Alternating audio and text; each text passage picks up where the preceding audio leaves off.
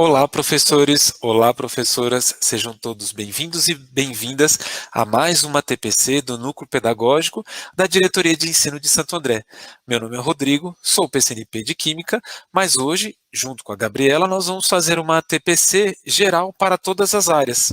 Essa TPC será nos primeiros 45 minutos e nós vamos falar sobre salas heterogêneas. Depois, nos próximos 45 minutos, ainda dando continuidade, será específico em cada área. Então, nesse caso, na terça-feira para ciências humanas, quarta-feira para linguagens e, finalmente, quinta-feira para ciências da natureza e matemática. Então, mais uma vez, sejam todos bem-vindos e espero que vocês gostem dessa formação. Para tanto, e inclusive para dar início, eu vou chamar minha companheira Gabriela. Gabriela, é com você que vai dar início dessa vez. Obrigada, Rodrigo. Olá, professores, olá, professoras. Sejam muito bem-vindas à TPC da Diretoria de Ensino de Santo André.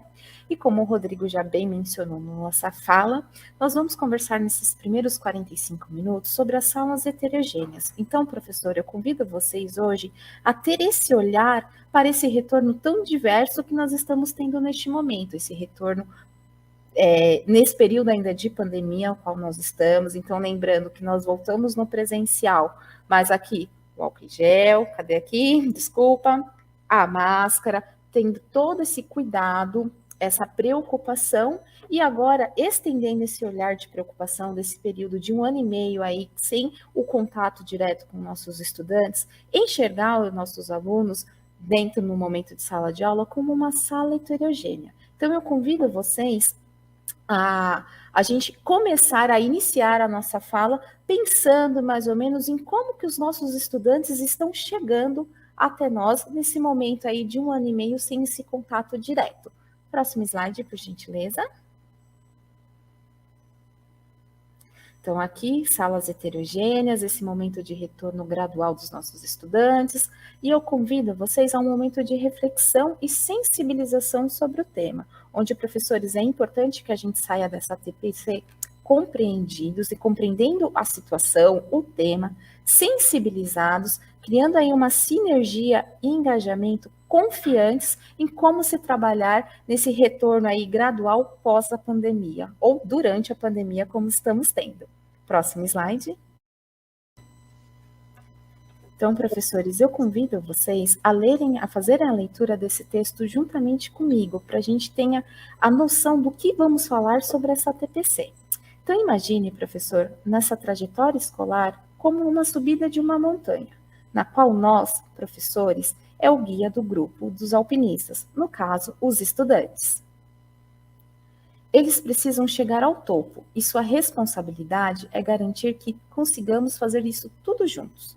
Todos nós somos perfeitamente capazes de cumprir o trajeto, mas uns são mais rápidos, outros mais lentos e outros ainda têm menos firmeza no passo. Então, para que os nossos estudantes, para que os alpinistas não se percam, você precisará acompanhá-los de perto, reforçar as cordas, repensar essa trajetória, a trilha. O problema sempre vai aparecer quando um dos nossos estudantes alpinistas fica muito para trás. E aí, o que fazer? Deixar o grupo e ir buscá-lo? Caminhar mais lentamente para que ele alcance o grupo? Ou simplesmente seguir em frente? Então, dentro dessa situação, a gente faz um comparativo com o dilema da defasagem de aprendizagem, onde uma questão que persiste no sistema educacional brasileiro há décadas. Muitas vezes, nós, professores, recebemos uma turma e começa a notar que 1, 2, 3, 10 estudantes não conseguem cumprir tarefas básicas, como ler, localizar informações no texto ou fazer contas. E aí, o que nós fazemos? Então, perto disso, eu convido a vocês, professores, já ir pensando na realidade da situação de cada turminha que vocês estão encontrando nesse pós-retorno da pandemia. E nós vamos começar a configurar aí uma estruturação teórica sobre as salas heterogêneas e a importância do nosso olhar para diversificar estratégias de aprendizagem, favorecendo que todos os nossos estudantes consigam chegar ao topo da montanha, ou seja, consigam assimilar o conteúdo, o objeto de conhecimento e consagrar aí o processo de ensino-aprendizagem. Próximo slide, por gentileza. Então, assim, professores, dado esse momento que eu tanto falei agora no início, desse retorno, dessa consequência do ensino remoto causado pela pandemia, onde nós sabemos da realidade dos nossos estudantes, onde alguns conseguiram acompanhar centro de mídias, as aulas por aplicativos remotos que os próprios estudantes fizeram, estavam lá ativamente entregando as atividades, conseguindo acompanhar o processo ano letivo do estudante. Nós temos alguns estudantes que não conseguiram, ou que acompanharam parcialmente. Então, neste momento do pós-retorno, onde nós estamos tendo esse retorno gradual, dentro de uma própria sala de aula, nós teremos níveis diferentes de aprendizagens dentro dos nossos estudantes. E é com isso que a gente vai estar pensando nessa nossa TPC, como trabalhar isso com as nossas salas e dentro das áreas de conhecimento. Próximo slide. Então, nós, o que devemos fazer quando detectamos essas defasagens dentro dos nossos estudantes numa sala de aula? Então, diagnosticar e compreender que o ponto em que cada estudante está é fundamental para solucionar ou mitigar as diferenças no processo de ensino-aprendizagem. Então, assim, nesse pós-retorno, nós vamos ver que temos alunos em um grau avançado que conseguiu compreender o conteúdo, aquele objeto de conhecimento passado, como temos alunos que estão aí construindo essas habilidades, temos alunos que eles estão totalmente com a defasagem. Então, entender a defasagem como uma distância entre o que o estudante sabe e o que ele deveria saber em um determinado ano ou série é muito importante para que a gente consiga, né, para que a gente continue elaborando e avançando o processo de ensino-aprendizagem do nosso estudante. Então, identificar essa defasagem, ela é fundamental para a escolha de estratégias que iremos fazer para mitigar ou solucionar essas diferenças. Próximo slide. Então, apesar de que os nossos estudantes serem todos diferentes, não quer dizer que cada um vai ter que aprender sobre uma metodologia diferente, porque a gente sabe, professor, que isso fica impossível se a gente analisar a nossa sala e observar assim os níveis de diferenças em processo de a heterogeneidade que nós temos na nossa sala em relação à aprendizagem e aplicar ou adotar uma estratégia, uma metodologia individual. Nós sabemos que isso é impossível. Então, a gente precisa analisar as condições que estamos e configurar de uma forma em que todos os nossos estudantes consigam assimilar e participem deste processo. Então, dessa maneira, se nós não proporcionarmos abordagens diferentes ao processo de ensino-aprendizagem, estamos aí criando desigualdade para muitos estudantes. Então, é nesse pensamento que eu convido a vocês a assistirem a nossa TPC, principalmente na parte específica que nós vamos estar trabalhando salas heterogêneas dentro dos componentes curriculares das áreas já distintas. Próximo slide. Então, as classes heterogêneas, elas apresentam a necessidade de uma organização didática diferenciada, visto que reúne estudantes de níveis diversos no processo de ensino-aprendizagem. É necessário que nós, professores, observemos e criemos ajustes curriculares especiais, utilizando metodologias apropriadas que articulem a teoria com a prática, priorizando a organização da turma em grupos de estudantes da mesma série ou ano. Próximo. Então, é fundamental que o trabalho em sala de aula seja contextualizado, diversificado e interdisciplinar, bem como criando aí, promovendo um processo de avaliação de forma diagnóstica, processual, formativa e permanente. E assim, vai permitir que alterar as estratégias em busca de potencializar o processo de ensino-aprendizagem. Então, veja bem, professores, além desse olhar aí que nós temos que ter na nossa sala, nesse processo do pós-pandemia, onde a gente tem níveis de aprendizagem bem diversos, também criar esse olhar na relação da avaliação, onde a nossa avaliação também para esse momento atípico, ela tem que ser muito diversificada e à altura para que a gente consiga abranger todos os nossos estudantes em todos os seus níveis de aprendizagens distintos que nós vamos encontrar ou que nós já estamos encontrando, né? Próximo slide. Então, eu trago aqui, professor, um trecho desse livro muito interessante que fala sobre as salas heterogêneas. Então, a autora Nathalie Hess, em 2001, definiu as classes heterogêneas como sendo compostas por estudantes que diferem não só de forma multicultural, mas também em sua capacidade de aquisição de conhecimentos e suas habilidades, podendo ser classificada em termos de idade, motivação, inteligência, autodisciplina, conhecimento das competências, atitudes e interesses. E nesse caso aqui, eu acrescento também ao acesso que esse estudante teve do conhecimento, do ano letivo, no momento da pandemia totalmente remoto. Próximo slide. Então, agora, professores, nós vamos estar falando, pensando e apresentando ou relembrando para muitos de vocês sobre os métodos para a reorganização de uma sala com vista à heterogeneidade que vamos encontrar com os nossos estudantes. Para isso, eu convido o Rodrigo, que vai dar continuidade na fala. Vamos lá, Rodrigo?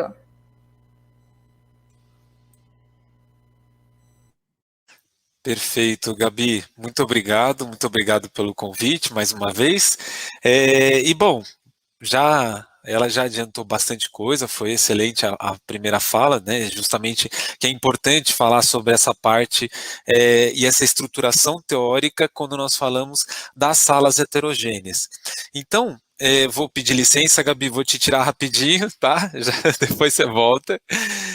Então, vamos falar um pouco sobre esses métodos, né, para reorganizar a sala.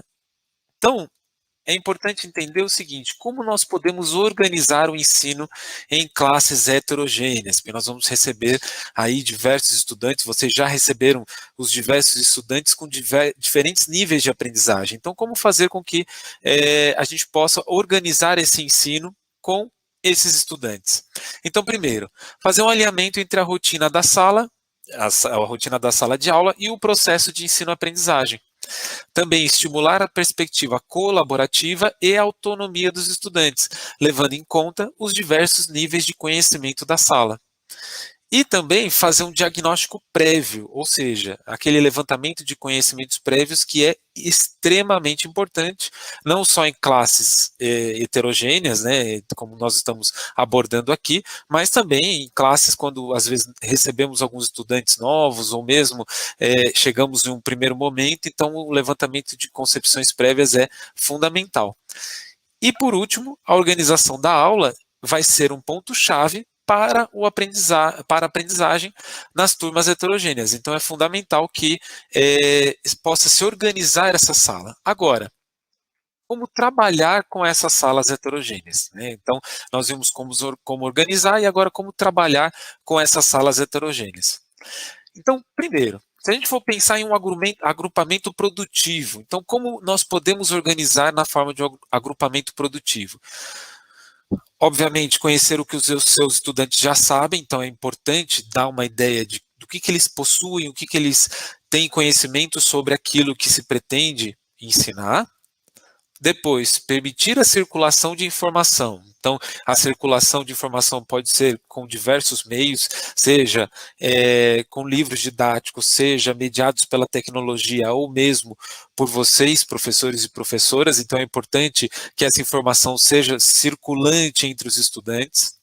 Levar em conta as interações entre os estudantes, isso também é muito importante, porque muitas vezes nós estamos falando de salas heterogêneas, então nós temos que entender o quanto que um estudante já sabe, o quanto que ele pode estar próximo e trocar informações e trocar conhecimentos com outros estudantes, que às vezes, muitas vezes não é que eles sabem menos, e sim possuem conhecimentos distintos. Então é importante fomentar essa interação entre os estudantes. Em seguida, possibilitar o compartilhamento de hipóteses e saberes. Então, além dessas interações, esse compartilhamento. E muitas vezes o compartilhamento vem entre estudantes e estudantes e também estudantes e os professores. E potencializar as intervenções pedagógicas. Isso é extremamente importante quando o professor ele pode intervir, né? Então, muitas vezes na forma de questões orientadoras, de perguntas estimulantes, de questões que fazem com que criem um conflito cognitivo nesses estudantes. Então, é muito importante fazer essas intervenções pedagógicas. Então, é importante também garantir durante o planejamento e organização, isso no pré-aula, né? Então, é importante pensar em organizar agrupamentos específicos em função dos conhecimentos, e isso nós vamos ver bastante nas tarefas na área específica. Então, e isso com exemplos, né? Então, com exemplos, como organizar esses agrupamentos específicos em função dos conhecimentos. E também fornecer tarefas distintas em pequenos grupos. Então, ou seja, por questões orientadoras, problematizadoras, podemos ver ideias de rotação por estações de aprendizagem, usar metodologias ativas, então é muito importante garantir isso durante o planejamento e organização. Em seguida, os estudantes, eles podem trabalhar a mesma atividade para tirar o proveito dos diferentes saberes. Então é importante, às vezes, você fazer uma mesma atividade, porém, fazer com que as tarefas finais sejam distintas, né? Porque aí você não deixa um grupo com uma atividade exclusiva, este grupo tem um nível menor de conhecimento, eu vou fazer com que eles tenham uma atividade de acordo com a sua função, e daqui a pouco tem um outro grupo que tem alguma coisa que eles estão fazendo que é muito mais interessante, chama muito mais atenção, é muito mais estimulante ao aprendizado. Não, a ideia é que eles possam trabalhar a mesma atividade e depois as questões, as possibilidades orientadoras, aí sim, sejam de acordo com os níveis e os saberes, né, os diferentes saberes dos nossos estudantes. E, finalmente, também é importante entender as produções individuais, que é aí que nós, os professores, né, nós vamos saber como está o nível dos nossos estudantes. Então, a partir das produções individuais, que também são importantes, tá? Não significa que estamos deixando de lado as produções individuais. É importante para que para que o professor consiga diagnosticar como cada estudante está de acordo com o seu nível de conhecimento, ok? Então, para dar continuidade, é importante, para uma sala heterogênea, eleger estudantes tutores da turma, né? Então, durante as atividades que envolvam diferentes grupos, é importante eleger alguns desses estudantes para serem tutores no decorrer das aulas, ok? E eles podem ajudar principalmente a manter a sala organizada e também eles podem ajudar com o próprio ensino, ao repassarem o que sabem para os demais estudantes da sala. Então, é importante que seja um estudante que entenda do assunto e que tenha uma boa socialização entre seus colegas. E claro, é importante, né? Não apenas eleger o tutor, é importante que sempre o professor tem que acompanhar e mediar essas tutorias para que claramente elas resultem no aprendizado desejado, ok? Então, para dar continuidade, é importante também pensar no aprofundamento dos estudos em momento extraescolar. Então, dado tudo isso, esse aprofundamento é uma maneira de usar o tempo fora da escola, ou mesmo, né, se for possível, esse tempo fora da escola, para dar continuidade ao aprendizado. Então, ele é uma ferramenta eficaz, justamente para assimilar algumas informações. Lembrando que isso também pode ser feito de maneira híbrida. Ok? Então, caso a internet em casa, nesse caso dos estudantes, caso seja de maneira híbrida, não for uma realidade, também não impede, já que nós temos outras fontes de conhecimento, sejam por bibliotecas, materiais didáticos ou mesmo parentes, né, com o conhecimento oral, dependendo do que se deseja trabalhar, né, muitas vezes pode estar relacionado ao conhecimento geral ou mesmo conhecimento oral que os parentes do estudante possuam, ou mesmo bibliotecas, se houver jornais, ou o próprio material didático que é bem rico, ok? Muito bem. Então, uma outra possibilidade é a sala de aula invertida, né? Nós falamos sobre agrupamentos produtivos, mas também a sala de aula invertida é uma excelente ferramenta para a questão das salas heterogêneas. E aí, é importante entender como se dá, nesse caso, uma sala invertida, né? Uma sala de aula invertida. O que, afinal, é isso? Então, nós temos, num primeiro momento, um período de preparação, que ele é extra classe, e existe um estudo prévio, né, de uma leitura, de um vídeo, ou mesmo uma simulação, e aí existem alguns testes depois que podem ser feitos em classe, né, justamente para que isso possa acontecer, e futuramente a aplicação. A aplicação pode estar em tarefas de casa, né, com listas de exercício, com vídeos e simulações, e depois tarefas em equipe, que aí vai desde a parte mais simples até a parte mais complexa. Então, ela pode começar simples, depois ela vai se complexificando ao longo do período. Então, é importante entender que sempre tem, quando estamos falando de uma sala de aula invertida, começa com o estudo prévio, depois em classe existem esses testes importantes, seja de preparação individual ou preparação em equipe, uma breve exposição oral do professor, e depois essa aplicação ela pode ser em casa e também em sala de aula, mas desde que seja em equipe, tá? Isso estamos falando de uma sala de aula invertida, ok? E também a partir de aprendizagem dos grupos, né? Então, se nós temos os grupos trabalhando, o que nós podemos fazer? Os grupos, eles podem ser organizados de acordo com as suas afinidades. É importante que esses grupos, quando nós estamos falando de agrupamentos, eles podem ser grupos produtivos ou duplas produtivas. Nós também podemos colocar de uma maneira onde exista interação entre os diferentes, mas, claro, sempre respeitando o desejo dos estudantes, né? Porque é importante entender que muitas vezes, principalmente quando estamos falando de anos finais e primeiros anos do ensino médio, né? Principalmente a primeira série, muitas vezes alguns estudantes têm questões pessoais com os outros, então sabemos que é um pouco mais difícil de juntá-los em grupos. Entretanto, a ideia é que possam se misturar os diferentes personagens que nós temos nas salas de aula, né, os diferentes estudantes, as diferentes características que cada estudante possui, para poder juntá-los, inclusive, em duplas produtivas ou grupos produtivos e também dependendo das suas afinidades.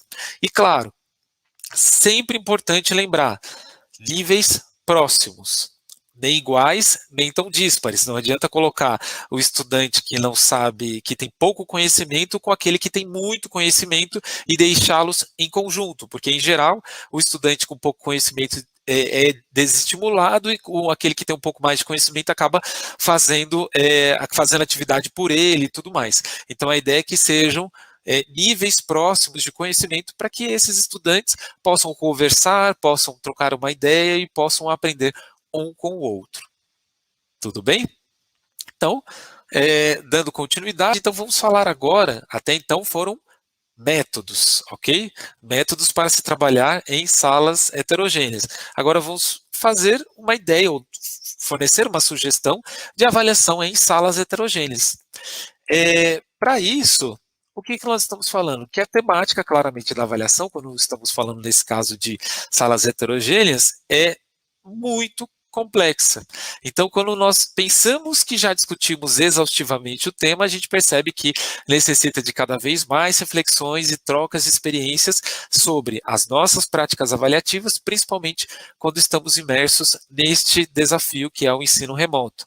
É sempre importante entender que nós estamos fazendo uma análise, é importante quando a gente pensa em avaliação, faz análise do processo, ela não pode ser de uma forma unilateral e entravada, ela tem que ser sempre recíproca, evitar avaliações que sejam extremamente objetivas e pontuais, principalmente no andamento, né? Estamos falando do andamento da sala, evitar algumas técnicas, é importante algumas técnicas de resolução, mas não ficar apenas focado nisso, senão também fazer com que o estudante compreenda por que ele está realizando aquela técnica, por que ele está fazendo aquela técnica, né? Se a gente vai para diversas áreas, a gente, principalmente na área de exatas, acaba sendo muito tecnicista, então evitar um pouco apenas das técnicas, senão fazer com que o estudante entenda qual que é aquele problema e qual que é o fundamento daquele problema.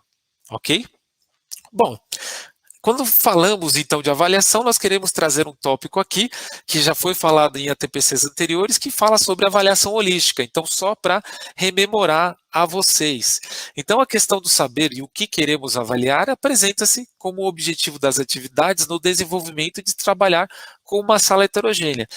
Eu espero que não tenha ficado muito pequenininho para que vocês possam observar. Então, primeiro, é sempre importante levar em consideração a capacidade de raciocínio dos alunos. Em seguida, é importante levar em conta a capacidade de selecionar e usar estratégias de resolução de problemas. Isso numa avaliação holística.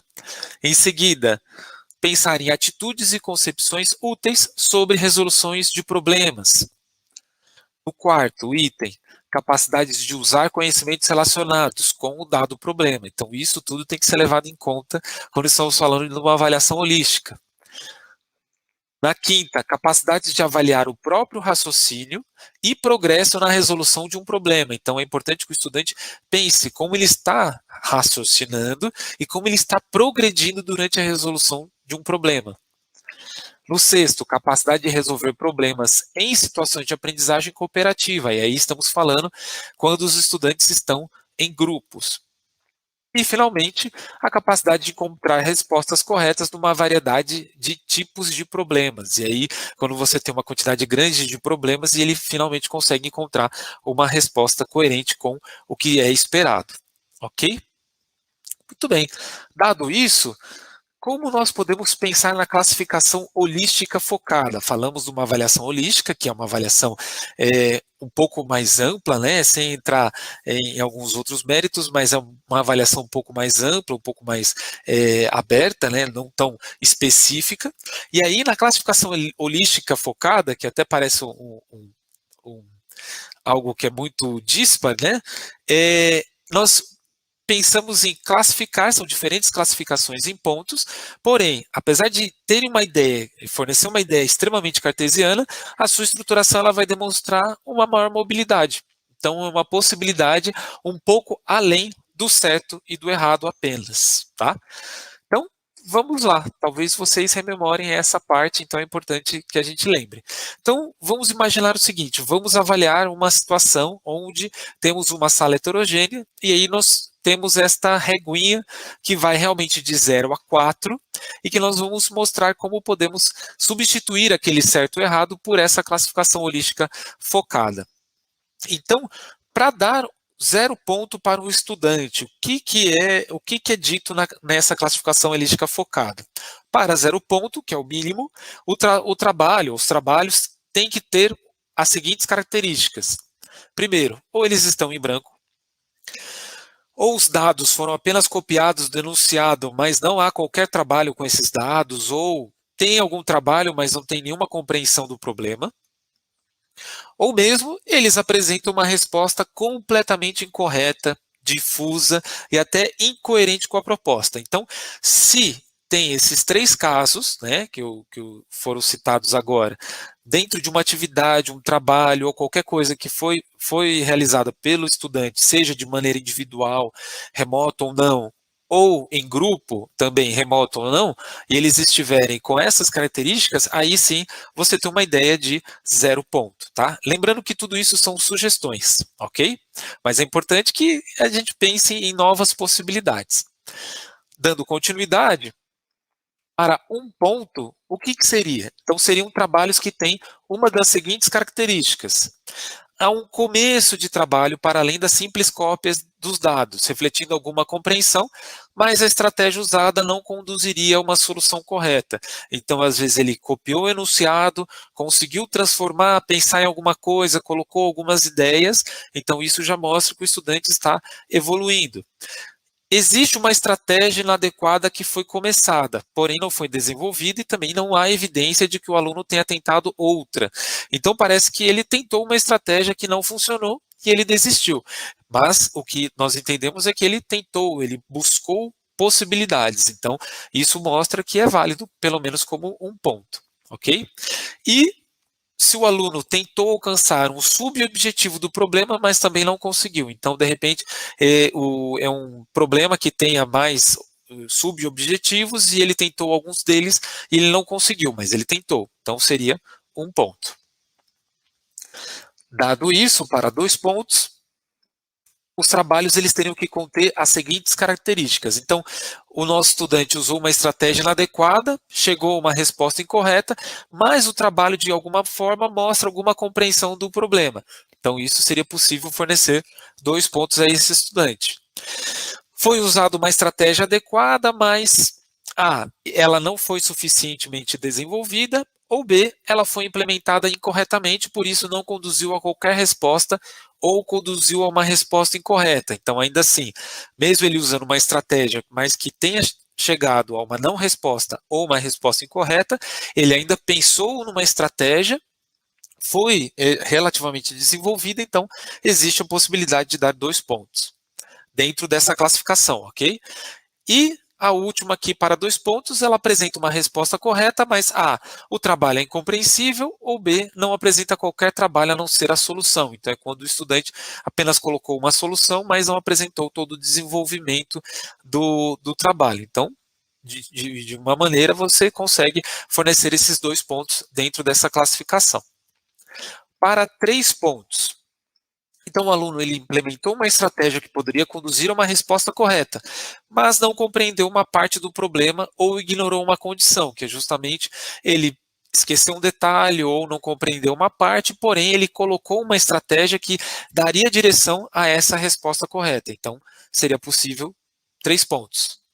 Foram usadas corretamente estratégias adequadas, porém A, o aluno apresenta uma resposta incorreta sem que se compreenda o porquê. Ou B, foi dada corretamente a parte numérica da resposta, mas ela não está bem indicada, no caso das exatas. Ou C, falta apenas a resposta. Então, no final, ele desenvolveu, ele escreveu, ele buscou possibilidades, mas faltou uma resposta ali no final, e aí, nesse caso, seria passivo de 3 pontos. E, finalmente, foi dada uma resposta correta ao problema e há alguma evidência de terem sido selecionadas estratégias adequadas para resolver. E aí, quando a gente pensa em estratégias adequadas, se a gente está falando da área de humanas ou de linguagens, nós podemos pensar em desenvolvimento, tá? Então, estamos falando de estratégias, mas parece muito ligada somente a exatas, mas temos que pensar, por exemplo, ele desenvolveu alguma resposta, desenvolveu o início do texto, desenvolveu uma compreensão, entretanto, esse desenvolvimento não foi completamente claro, mas ainda assim é possível de dar 3 pontos a esse estudante, ok? E por último, que é o 4, são 4 pontos, o máximo, né, que é o máximo, é quando o estudante ele cometeu um erro ao desenvolver uma estratégia adequada, mas esse erro não vai refletir na falta de compreensão, nem do problema, nem do modo de implementar a estratégia ou mesmo o desenvolvimento, parecendo ser apenas um erro de cálculo, no caso das exatas, ou mesmo cometido ao copiar o enunciado, ou ele pode ter confundido alguma informação de data, no caso de história, geografia, ou mesmo quando se fala de linguagens, ele cometeu alguns erros de português, mas ainda assim, todas as estratégias estão adequadas, todos os desenvolvimentos estão adequados, porém ainda falta uma compreensão do todo. Ou melhor, não falta compreensão do todo. Tá? E, finalmente, estratégias ou desenvolvimentos adequados foram selecionados e implementados, e aí ele apresentou uma resposta correta. Né? O estudante ou a estudante, eles apresentaram uma resposta correta. Essas são as possibilidades dadas dentro da classificação holística focada. Ok? Lembrando sempre que é uma sugestão, então cabe visitar e revisitar essa TPC, e se vocês tiverem mais interesse, depois é só buscar aí, nos buscar aqui no Núcleo Pedagógico, que nós podemos conversar um pouco mais sobre isso, correto? Muito bem, então, falado sobre isso, é importante, sempre importante lembrar que a avaliação, tudo isso que nós estamos falando, ele é um processo contínuo e natural dos seres humanos. Né? Frequentemente nós recebemos avaliações externas e também realizamos autoavaliações. Então, diante da necessidade de tomadas de decisões, o ato de avaliar ele vai se tornar rotineiro. Portanto, a avaliação do processo de aprendizagem do estudante, ele deve ser realizado constantemente. Então, a avaliação tem que ser constante. Não adianta dar 1, 2 provas e está tudo bem. Não, ele tem que ser desde o momento do primeiro momento que o estudante chega na sala de aula até o momento que ele sai ali, né, depois de todo o ano letivo, então nós estamos constantemente avaliando. Ok? Muito bem, essas são algumas de nossas referências, inclusive dos materiais que nós escolhemos aqui, justamente nesse período. Eu saliento principalmente a primeira, que é da Nathalie Hess, que é bem interessante, e também de Leonardo Sá e Pedro Anunciato, que fala sobre a defasagem, né, como vencer esse obstáculo, que são 2 artigos muito interessantes e que vale a pena serem lidos. Ok? Então, meu muito obrigado. Né, agradeço a todos e todas que nos acompanharam até aqui e até um segundo momento, até a próxima. Chamo a Gabriela também para se despedir. Gabi? Rodrigo, professores e professoras, muito obrigada pela atenção. Então, agora nós vamos dar continuidade, eu e o Rodrigo, na quinta-feira, na área de Ciências da Natureza e Matemática, e os demais PCNPs com a estratégia, né, de observação de uma sala heterogênea na área. Muito obrigados, professores, e até a próxima. Tchau.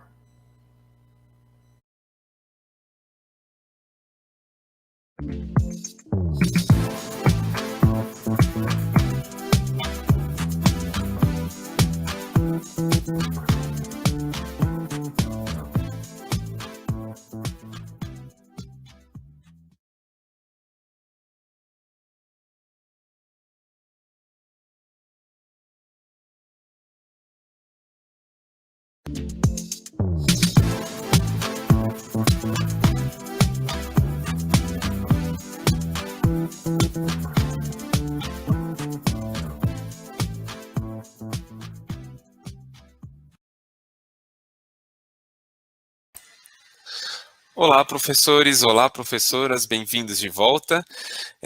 Bom, vocês acabaram de nos ver agora nesses primeiros 45 minutos, né, um pouquinho menos, e muito bem, vamos dar continuidade agora à nossa TPC, porém específico para a área de Ciências da Natureza e Matemática. E vamos falar de aprendizagem por experimentação em sala heterogênea, tanto na área de Ciências da Natureza, Química, Física e Biologia, como também Matemática. Para isso, eu chamo a minha colega Gabriela, de sempre, e depois nós vamos ter a presença da Cris. Gabi, se apresente mais uma vez.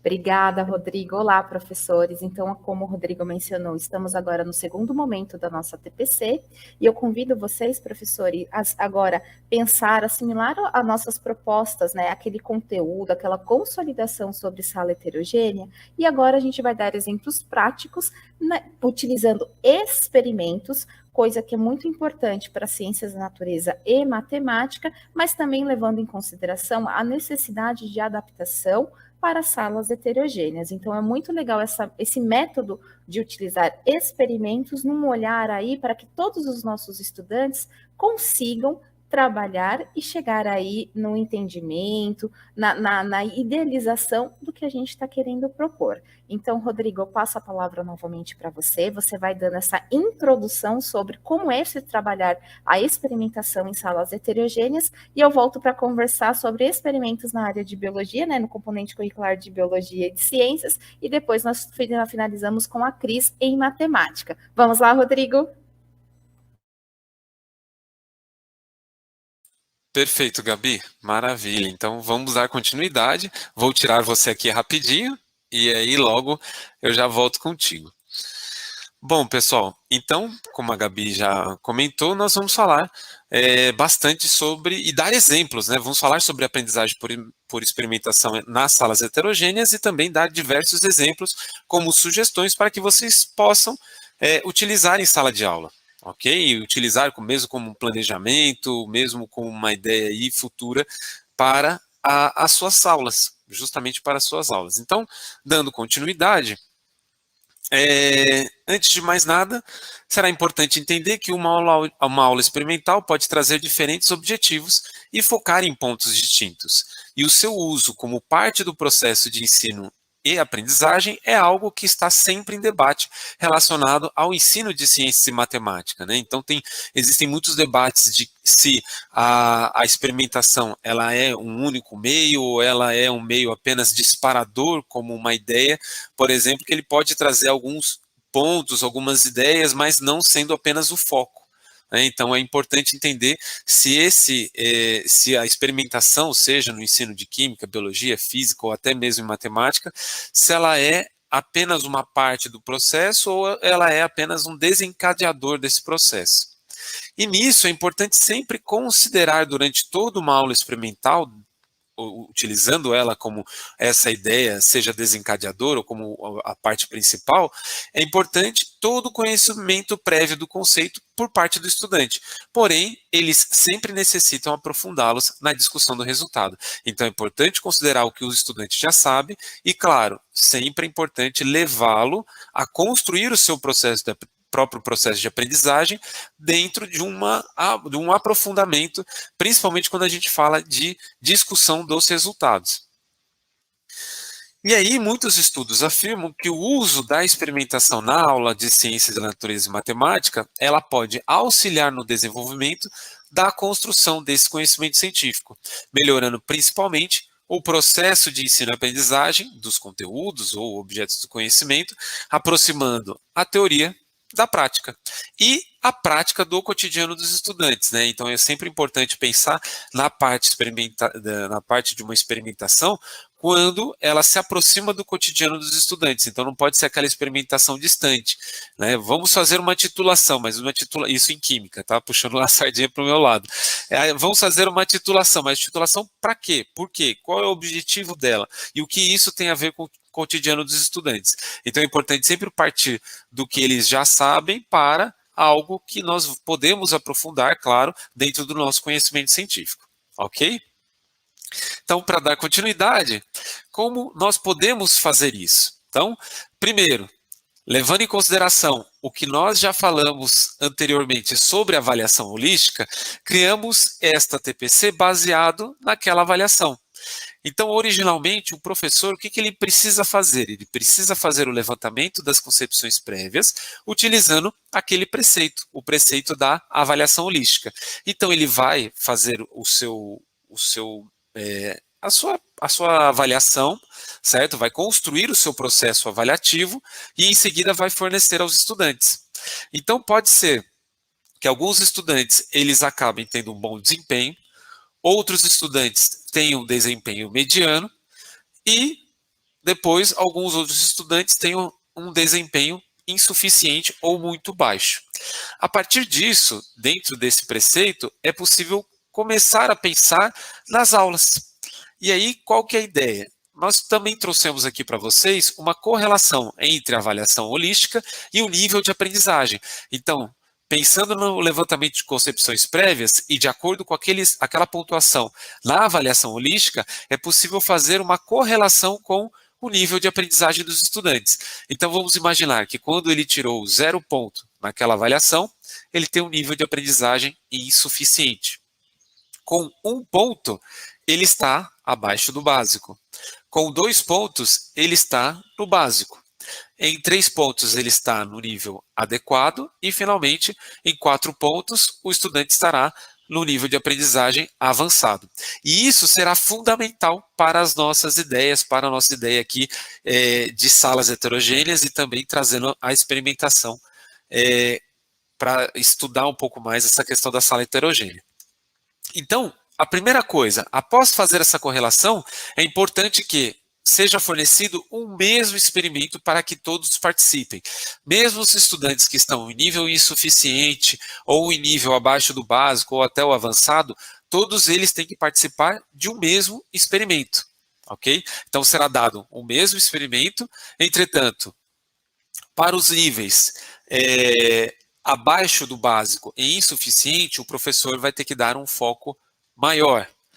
Para os estudantes de nível básico e adequado, ele deverá dar um foco grande, mas um pouco menor do que aqueles de nível insuficiente. E para o nível avançado, um foco um pouco menor. E isso para quê? Para que ele, durante esse período da experimentação, ele possa fazer algumas questões diferenciadas, levantar algumas ideias, ou mesmo ajudá-los, né, principalmente aqueles estudantes do nível insuficiente abaixo do básico, ajudá-los durante o processo de experimentação. Com isso, qual que é a ideia? É que vocês possam fornecer diferentes questões orientadoras para análise do experimento realizado por todos, de acordo com o nível de aprendizagem dos estudantes. Então, vamos imaginar o seguinte, que após a experimentação, os estudantes precisam refletir sobre esse experimento. Então, você, professor e professora, poderá fornecer um questionário ou questões orientadoras para esses estudantes do nível básico e adequado. E para os estudantes do nível avançado, o que vai acontecer? Ele será diferente dos outros estudantes, aqui nesse caso dos estudantes do nível insuficiente abaixo do básico, que também terão questões orientadoras específicas, os estudantes do nível avançado, eles servirão como um suporte, como um tutor da turma, como nós já havíamos falado. Então, ele será aquele estudante que vai rodar pelas turmas, seja as turmas do nível insuficiente, abaixo do básico, ou mesmo do nível básico adequado, esse estudante do nível avançado vai auxiliar os outros estudantes. E, claro, sempre com a sua tutoria, sempre sob a sua supervisão. Ok, professor? Muito bem. Dado isso, é esperado que os estudantes eles possam se desenvolver avançando progressivamente nos níveis de aprendizagem. Então, qual que é a ideia, qual que é o objetivo desta ideia, desta atividade que nós estamos sugerindo aqui via experimentos? É justamente fazer com que os estudantes do nível insuficiente e abaixo do básico, eles possam avançar para que sejam estudantes com um nível de aprendizagem básico e adequado. E, finalmente, esses estudantes do nível básico e adequado, eles possam avançar em relação a níveis de aprendizagem para os estudantes do nível avançado, para ficar igualitário com os níveis avançados, os níveis de aprendizagem. Então, essa é a ideia, essa é a proposta dessa atividade. Ok? Muito bem. Então, vamos para alguns exemplos de experimentos. E aí, finalmente falando, em cada uma das áreas do conhecimento. Então, no componente curricular Química, no componente curricular Física, Biologia, Ciências e Matemática. Então, vamos começar com Química. Muito bem, professores, vamos agora ao experimento. Então, aqui, vamos ver um experimento relacionado à pilha de moedas elétrica. É apenas uma pilha que vai, um conjunto de moedas e arruelas que vão formar uma pilha que a ideia é que ele possa acender o LED. Quais são os materiais necessários? São moedas de cobre, papel, um LEDzinho vermelho, arruelas galvanizadas, um prato de plástico e vinagre.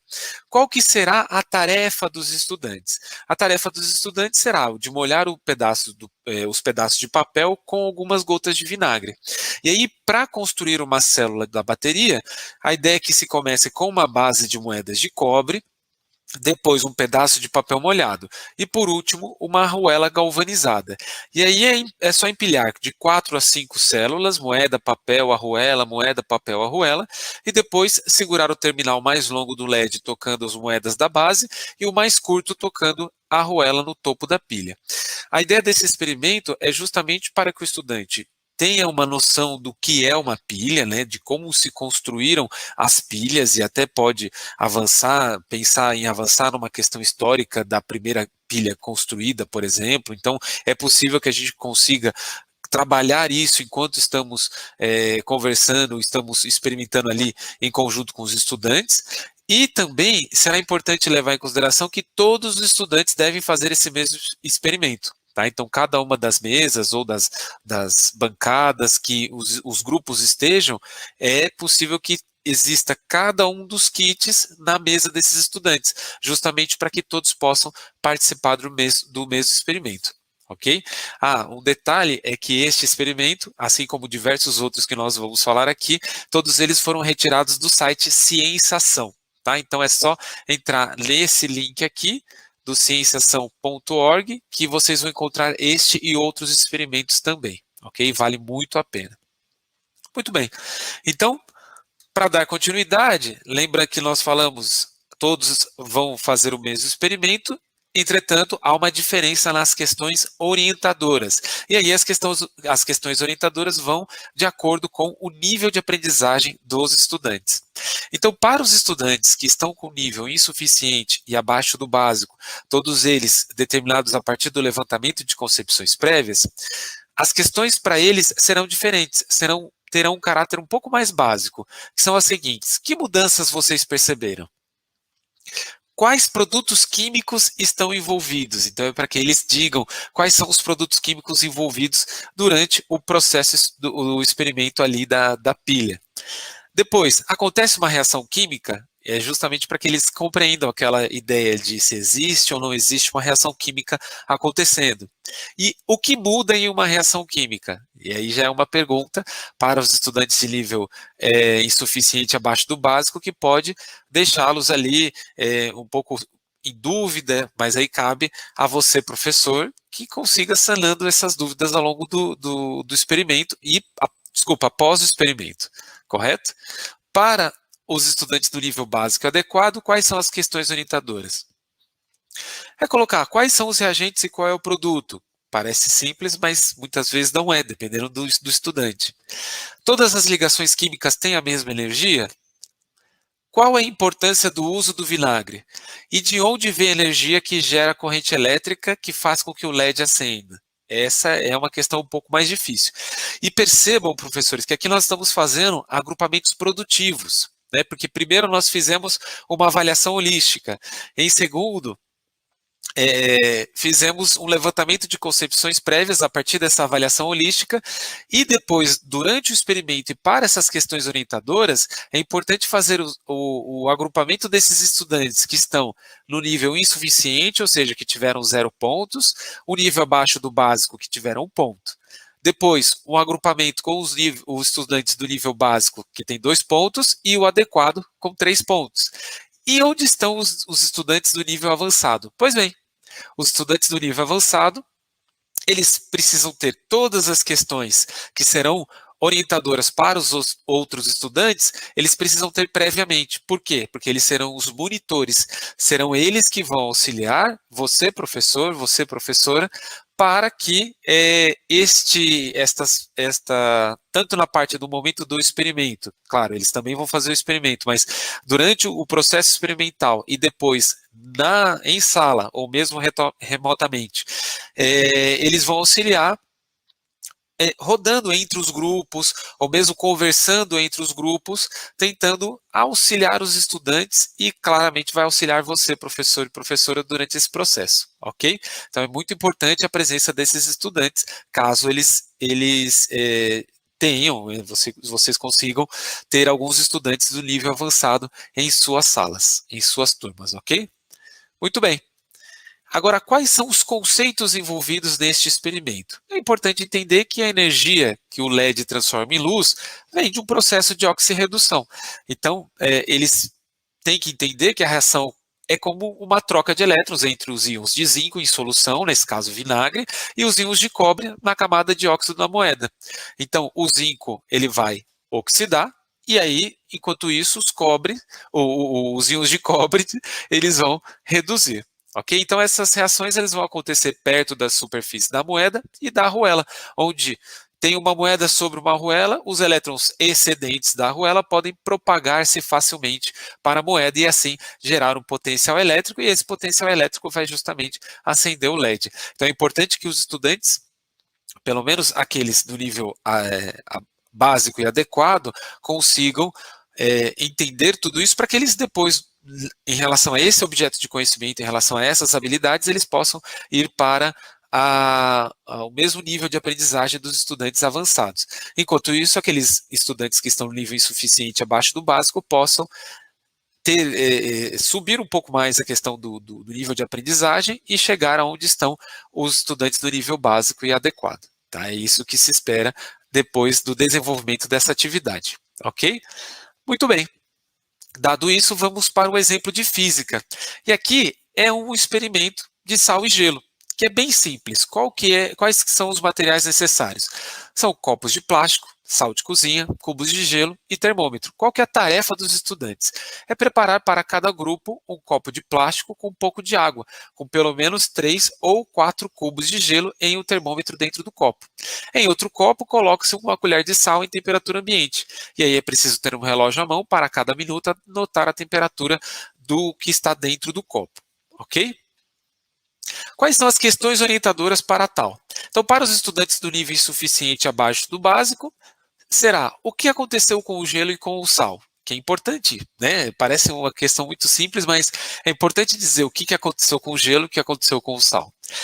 Em seguida, o que faz o gelo derreter? E aí já dá uma ideia de troca de calor. Mas para quem?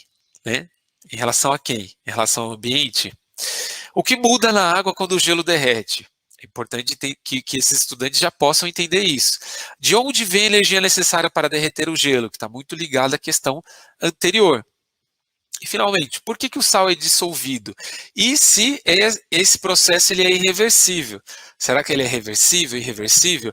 Isso é algo que é muito interessante para a gente fomentar nos estudantes essas questões, essas possibilidades. E parecem ser originalmente muito simples, mas elas vão gerar um desafio para esses estudantes. Para aqueles do nível básico e adequado, quais são as questões orientadoras? Quando o objeto está a 0 graus, ele não tem energia térmica? Explique. É muito interessante para ter uma ideia de que zero, no caso de graus Celsius, né, ele não significa que ele não tem energia térmica. O que acontece quando o gelo derrete? É outra pergunta também bem capciosa. O sal impede que as moléculas de água se liguem à estrutura cristalina? E isso já dá uma ideia bem interessante, inclusive, no que nós vamos ver do que acontece com esse experimento. E como é possível o sal à temperatura ambiente tornar o gelo ainda mais frio? Que aí é o que eles vão observar experimentalmente ali no termômetro. E, novamente, os estudantes do nível avançado, todas as questões previamente para eles, justamente porque eles serão os monitores e vão auxiliar o professor. Agora, quais são os conceitos envolvidos nesse experimento? É importante entender que as moléculas de água na superfície do gelo deixam constantemente a estrutura cristalina e se tornam líquida ou evaporam. Ao mesmo tempo, as moléculas de água na fase líquida, próximas do gelo, são capturadas e integradas à estrutura cristalina. Então, a 0 graus Celsius, esses dois processos geralmente estão em equilíbrio, enquanto em temperaturas mais altas, a fusão e a evaporação vão predominar. Em temperaturas mais baixas, o congelamento captura mais moléculas na superfície do gelo do que perde. Então, a gente está falando do processo de cristalização, né, de criação da estrutura cristalina da água. Então, quebrar a estrutura do cristal de sal e do gelo, ele vai requerer o quê? Energia. E aí o processo de fusão vai pegar a energia da energia térmica do sistema e assim vai resfriando. É quando a gente fala do sistema, é todo o sistema, já que não estamos fazendo um sistema fechado. E quando você coloca o sal, o sal vai diluir na água, com os íons, e aí no caso do sal de cozinha que a gente está falando, os íons Li+, Cl-, e aí eles são mais difíceis de integrar essa estrutura cristalina, e por sua vez vai dificultar o congelamento, mas sem afetar o processo de fusão, deslocando o equilíbrio em favor do processo de fusão. E aí o novo ponto de equilíbrio, o ponto de congelamento, vai se encontrar, portanto, a uma temperatura mais baixa, que é cerca de mais ou menos menos 9 graus Celsius. E aí outras substâncias que são dissolvidas em água, como açúcar, por exemplo, ou álcool, mostram efeitos semelhantes. E a ideia é que os nossos estudantes, né, seus alunos, eles possam ver, a partir das medições de temperatura, que após alguns minutos o sistema atingiu um equilíbrio dinâmico a uma temperatura menor. E, claro, será muito importante contextualizar esse experimento que, assim como o outro, quando eu falei de química em relação à pilha e baterias, e que dá para contextualizar com a realidade dos estudantes, esse também, porque muitos estudantes já viram, né? Principalmente em encontros que eles colocam algumas latas de água, latas de cerveja, latas de refrigerante, já colocaram no isopor e jogaram gelo ou açúcar ou álcool por cima. E é para saber o porquê que eles fizeram isso. E aí ter uma ideia científica do porquê isso está acontecendo. Então, essa contextualização será fundamental para os nossos estudantes. Ok? Bom, dado isso, vamos agora para a biologia. Como eu entendo muito pouco ou quase nada de biologia, vou chamar a minha colega Gabi, justamente para que ela possa falar sobre isso. Então, Gabi, te chamo aqui. Obrigada, Rodrigo. E olha, tem um combinandinho, né? Gabi te chama aqui para rimar, né? Já peguei. Então, pessoal, voltando aqui, vamos conversar um pouquinho de quais os experimentos que foram escolhidos para o componente curricular de biologia e de ciências. Próximo slide, por gentileza. Então, aqui, para falar de biologia, o experimento escolhido foi se o fermento está vivo. Qual que são os materiais para serem utilizados nessa experimentação?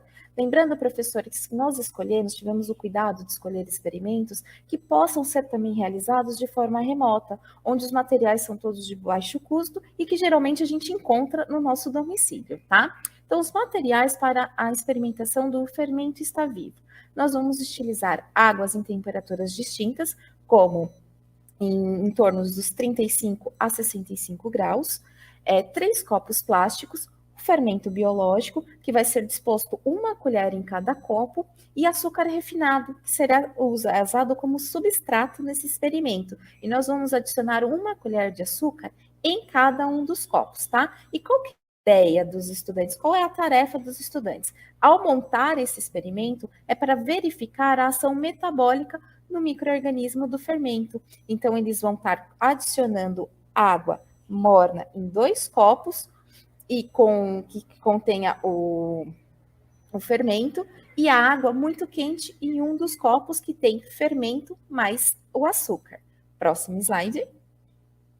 Então, após essa experimentação, quais foram as questões orientadoras? Claro que essas foram algumas ideias, e você, professor, podem criar outras mediante aquela análise holística, aquela análise da avaliação holística já realizada previamente e levando em consideração que seus estudantes já têm o conhecimento sobre o processo de fermentação. Então, como questão orientadora para o grupo dos estudantes de nível insuficiente ou abaixo do básico, são perguntas assim que vão iniciar esse processo de entendimento do processo da fermentação. Como, por exemplo, o que acontece no copo onde tem água muito quente? O que acontece com o fermento na água, que a gente adicionou a água misturada com açúcar e a água mais fria, a água morna? Quais as conclusões que o estudante pode tirar do experimento? O que ele consegue observar de diferente entre os 3 copos após a realização da experimentação? Já as perguntas orientadoras para os estudantes do nível básico ou adequado, elas podem começar a ter um conceito um pouco mais estruturado, mais elaborado, como, por exemplo, qual normalmente o efeito das altas temperaturas nas reações químicas. Ao observar aquele copo onde a gente adicionou água quente, o que será que ocorreu? E logo em seguida já emendar com uma outra pergunta, como, por exemplo, o porquê que a gente ferve a água para ela se tornar potável. Então, a gente trabalhar essa questão da morte de micro-organismos após a fervura da água. E outras questões como, há mais formação de espuma no copo onde adicionou o açúcar ou no que está sem açúcar? Trabalhando aí o conceito metabólico do adicionar substrato na ativação metabólica de micro-organismos. Trabalhar também o que o fermento faz com o açúcar, qual que é a função de adicionar açúcar no copo no processo fermentativo. Perguntando mais questões voltadas à área de química, casando aí com outro componente curricular, que da onde que veio o gás da formação das bolhas, o que está sendo comparado neste experimento. Se a gente observar essas duas questões, tanto da última questão, tanto do grupo do nível insuficiente como adequado, a gente vê que a análise é a mesma pergunta, o fundamento teórico é o mesmo, mas o nível de resposta provavelmente a gente vai obter de formas diferentes. E aí a gente busca com os estudantes avançados, justamente aquilo que o Rodrigo já bem mencionou, o fato dos estudantes já terem contato previamente com essas questões e eles trabalharem como como se fosse um monitor, trabalhando essa ideia de conceitos, de explicações entre os pares, o que vai ser muito enriquecedor no processo de ensino-aprendizagem dos estudantes. Próximo slide. E aí, professores, então, quais são os conceitos biológicos que estão envolvidos neste experimento? A gente espera que os estudantes eles compreendam que no copo com açúcar, o fermento é alimentado pela sacarose, criando aí as bolhas e espuma devido aos gases produzidos pela ação metabólica destes organismos presentes no fermento. E se isso fosse uma simples reação química, o copo onde contém água quente deveria apresentar o mesmo fenômeno, o passo que isso não é visto. Por quê? Ao adicionar água muito quente, a gente ocorre aí a morte celular, né? A gente ocorre a morte dos micro-organismos no fermento. Então, a gente não vai observar nenhuma atividade metabólica e, consequente, nenhuma visualização de bolhas de fermentação. E aí também há um outro comparativo, onde a gente consegue ver o copo sem o adicionar o açúcar, não apresentou quase nenhuma reação. Por quê? Porque não havia substrato para que aqueles micro-organismos presentes no fermento conseguissem fazer uma atividade metabólica muito grande. Então, a gente consegue ter o comparativo entre temperaturas de água e também o uso do substrato na ação metabólica desses organismos. Olha que legal. Próximo slide. Já o experimento escolhido para a área de ciências foi um experimento onde a gente vai trabalhar aí a fisiologia do nosso corpo humano, né? Próximo slide, por gentileza, para eu poder apresentar o experimento escolhido, foi o brisa fria, onde aqui a gente vai utilizar recursos muito simples, como uma toalha molhada em água com álcool e a nossa pele. Então, o uso dessa experiência, ela vai servir como ponto de partida para discutir sobre o porquê a evaporação resfria e como que nos mamíferos, incluindo nós seres humanos, utilizam o suor para controlar a temperatura corpórea. O objetivo dessa experiência, desse experimento, é, na verdade, de exemplificar como o efeito da evaporação auxilia na regulagem do corpo humano e de outros animais. E aí a gente pode até traçar um comparativo com os demais animais da fauna brasileira.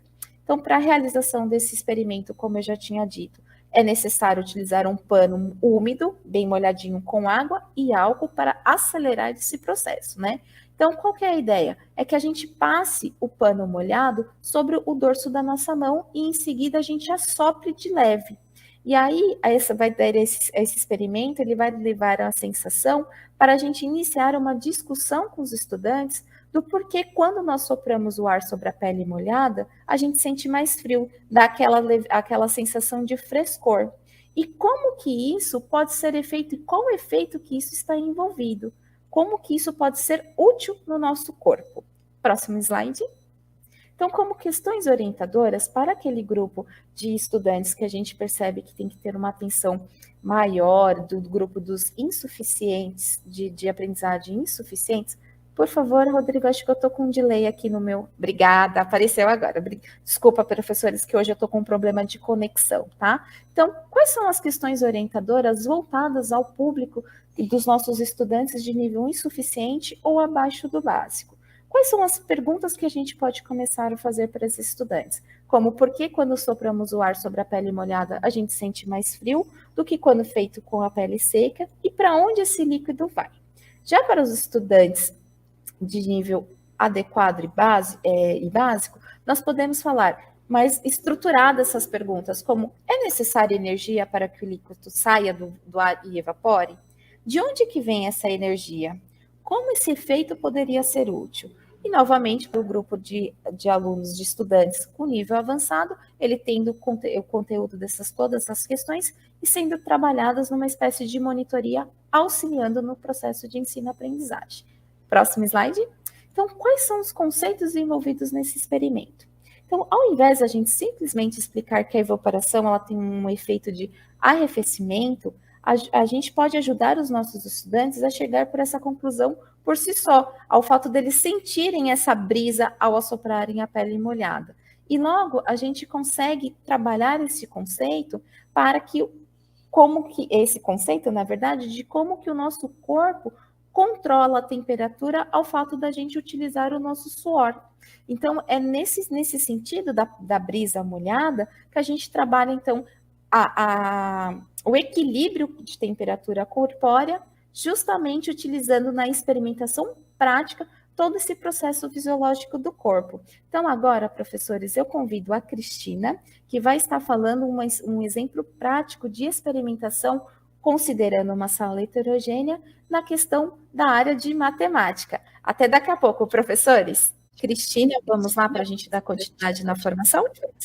Seja bem-vinda, Cristina. Passo a palavra. Obrigada, Gabi. Professores, tudo bem com vocês? Vamos começar aqui a parte específica de matemática. E a gente também vai seguir dentro dessa lógica das classes heterogêneas e a questão dos experimentos, tá certo? Bom, aqui o nosso experimento, ele é aquele que nós estamos chamando de frações líquidas, tá? Quais são os materiais que a gente vai precisar? A gente vai precisar somente de copos, tem que ser transparentes, tá? Por conta da visualização, e água. Se tiver o corante, né, para deixar mais visível o experimento, é mais interessante, tá certo? E aí, o que a gente tem que fazer dentro dessa proposta, né? A gente vai, para cada grupo, a gente vai entregar 3 copos plásticos idênticos, né? E um deles a gente vai colocar água, essa água colorida aí, tá? O professor, ele tem que ter um conjunto para si, e também, pessoal, seria interessante já ter as respostas, né? A gente vai fazer proposta para esses grupos e a gente vai ter que ter as respostas para que eles consigam chegar. Então, para cada comanda que a gente vai ter, é como se a gente estivesse desafiando esses grupos, criando um enigma, tá certo? Bom, qual é aquilo que a gente vai propor primeiro para os estudantes de nível insuficiente e abaixo do básico? A partir desses materiais, né, eu quero que ele obtenha 1/6 do volume original. Para os nossos estudantes de nível básico adequado, eu vou propor que eles obtenham 3/4 do volume original de água em um copo. E aqui, pessoal, para os estudantes de nível avançado, a gente optou por trabalhar com eles dentro de um enigma também. Mas, se o professor achar adequado, também pode colocar isso para todos os grupos e deixar o pessoal aqui como monitor, tá? Mas, essa questão realmente, essa última, obtém 1/5 do volume original, ela é bem desafiadora, tá certo? Bom, então, para iniciar, porque geralmente a gente não faz esse tipo de experimento, né, com os alunos, e frações, pessoal, é uma coisa que a gente trabalha sempre. O pessoal do ensino médio, a gente tem alunos, né, estudantes que têm muita dificuldade em entender isso que a gente está trabalhando. Então, para dar o start inicial, a gente propõe aqui que o professor faça o quê? Que ele pegue e a comanda dele vai ser, ele tem que obter 1/3 do volume original. E aí, ele demonstra, né, junto com os alunos, é claro, a gente usa o debate e tal, e ele vai mostrar que quando eu pego esse volume e coloco de forma igual, né, em cada um dos copos, eu tenho 1/3. E aí, a gente vai ter as opções para os outros grupos. Quando a gente tem a questão do 1/6, né, que foi proposto ali para os níveis insuficiente abaixo do básico, a gente vai ter que, eles vão ter que entender o quê? Que além de fazer aquele procedimento que nós já fizemos do 1/3, né, eu vou desprezar, né, eu vou colocar no todo 1/3 e vou dividir novamente esse 1/3 que sobrou, tá certo? E aí eu obtenho 1/6. É complicado para eles, tá? Para muitos deles, eles vão ter um pouquinho de dificuldade.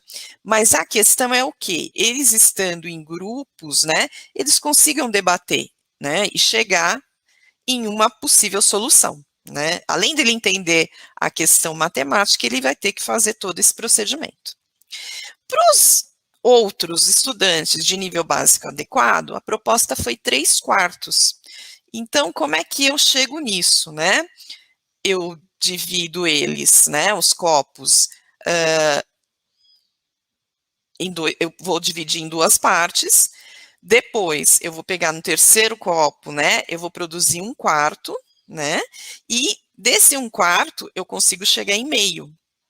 E novamente, para eu chegar em 3/4, o que eu preciso? Eu vou adicionar esse valor que eu tenho, né, com 1/4 em 1/2.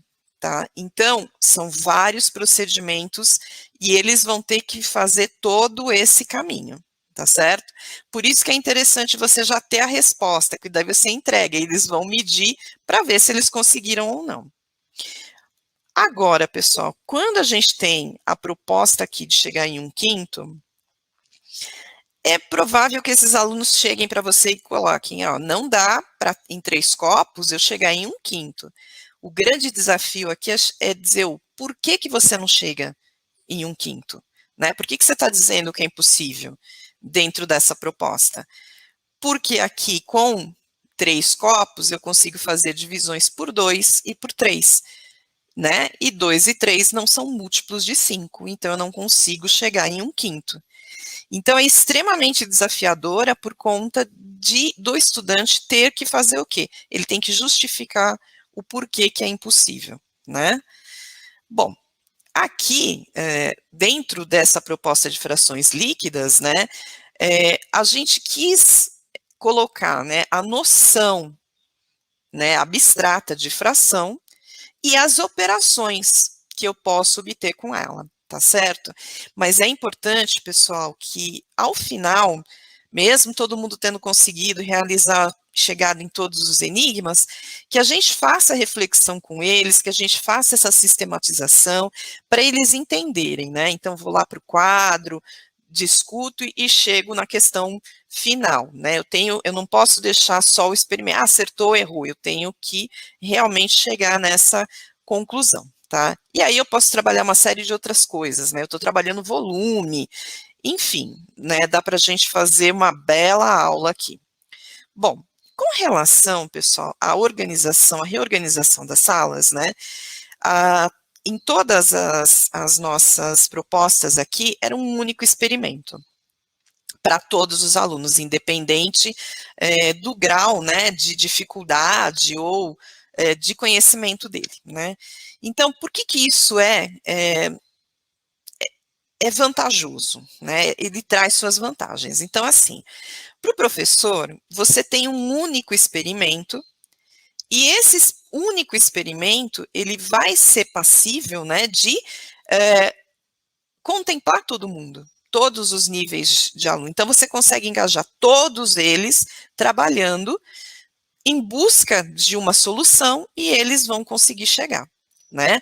Então, a questão é, eu tenho um único experimento, nesse momento aí que a gente está loucamente fazendo 1 milhão de atividades, né? Eu tenho um único experimento. E também, eu consigo verificar como isso está acontecendo, como essa aprendizagem está acontecendo ao longo do próprio desenvolvimento do experimento, tá certo? Por que isso é importante, é vantajoso para o estudante? Porque você vai fazer um desafio para ele, ou você vai propor que ele faça uma reflexão sobre o experimento, que ele vai conseguir responder. Então, qual que é o meu objetivo? Que todos os grupos obtenham sucesso, né? Então, é importante, é extremamente interessante para os grupos também, tá?